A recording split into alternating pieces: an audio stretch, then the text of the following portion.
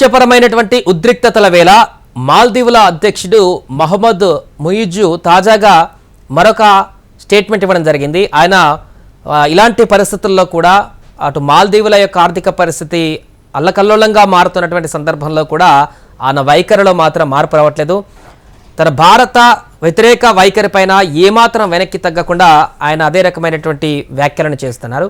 తమ దేశంలో ఉన్నటువంటి భారత బలగాల ఉపసంహరణ మే 10 నాటికి పూర్తవుతుందని కూడా వెల్లడించారు. ఈ ఏడాదిలో ఆయన పార్లమెంట్లో తొలి ప్రసంగం చేస్తూ మా సార్వభౌమత్వం విషయంలో మరొక దేశం జోక్యాన్ని మేము అనుమతించమని స్పష్టం చేశారు. స్థానిక మీడియా కథనాల ప్రకారం తమ దేశంలో ఉన్నటువంటి 3 వైమానిక స్థావరాలలో ఒకదానిలో విధులు నిర్వర్తిస్తున్న బలగాలు మార్చి 10లోగా వెళ్ళిపోతాయని, మిగతా 2 స్థావరాలలో ఉన్నటువంటి దళాలు మే 10 నాటికి వైదొలుగుతాయని ముయిజ్ తెలిపారు. సో ఈ విషయంలో భారత్తో ఉన్నటువంటి ఒప్పందాన్ని పునరుద్ధరించుకోవడం లేదంటూ కూడా ఆయన తాజాగా వెల్లడించారు.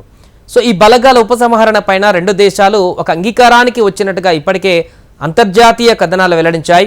మాల్దీవులలో మోహరించినటువంటి భారత బలగాలు భారత సహకారంతో ఏర్పాటు చేసిన రాడర్ స్టేషన్లు, నిఘా విమానాల నిర్వహణ బాధ్యతలను చూస్తుంటాయి. సో భారత యుద్ధ నౌకలు మాల్దీవుల ప్రత్యేక ఆర్థిక జోన్లో గస్తీకి సహకరిస్తాయి. సో భారత పశ్చిమ తీరానికి సమీపంలో ఉన్నటువంటి లక్షద్వీపులకు కింద ఈ యొక్క మాల్దీవులు ఉన్నాయి. మధ్య ఆసియా నుంచి తూర్పు ఆసియాకు వెళ్ళేటువంటి కీలకమైన సముద్ర మార్గం ఇక్కడకు సమీపంలోనే ఉంది. మాల్దీవులు చిన్న దేశం కావడంతో భారత్ ఎక్కువగా సాయం చేసింది.